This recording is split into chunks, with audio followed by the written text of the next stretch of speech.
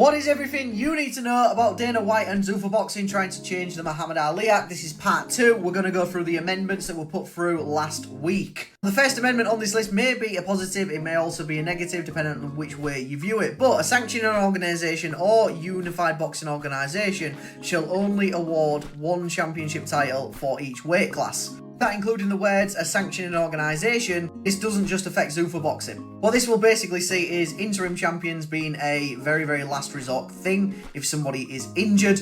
It'll also see the removal of regular super supreme intergalactic champions in boxing, which is definitely a positive. Now, I'm not entirely sure what this means for like the WBC, for example, with silver champions and all of that kind of stuff. I also don't know what it means for like the British Boxing Board of Control Championship or the Commonwealth Championship. I imagine they would stay, but again, not sure.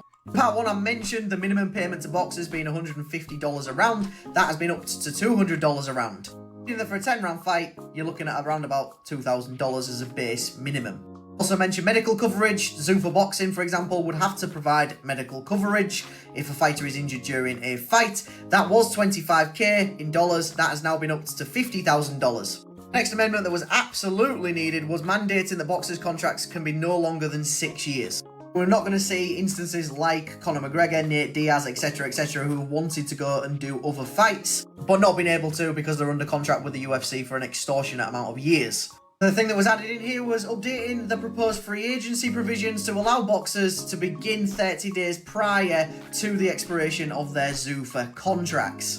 And if a fighter doesn't like it in Zuffa, they can contact Eddie Hearn 30 days before their contract expires. Fighter pay. Another amendment that was added was that if a fighter doesn't fight for 6 months, they are entitled to the 10 times the amount of the minimum pay round compensation, which is $200. I'm not sure if there will be a minimum number on that in terms of the amount of rounds. I don't know if it will go off of the rounds on your last fight. Theoretically, if you're a 10-round fighter and your last fight was 10 rounds, I'm reading this as every 6 months you'll get 20 grand if you are benched.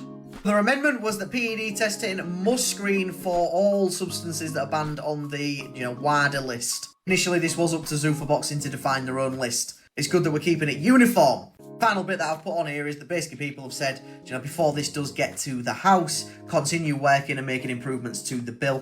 Definitely needed because there's a few little grey areas there. For example, that thing about fighter pay.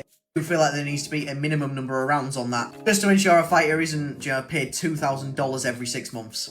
That's everything you need to know about this bill. Let me know if it's a good thing or a bad thing in the comments. More information comes out about this, I will be putting videos out, so hit that follow or subscribe button, especially if you're interested in this. And as always, a like, favourite, save, share, repost are all appreciated. Peace out.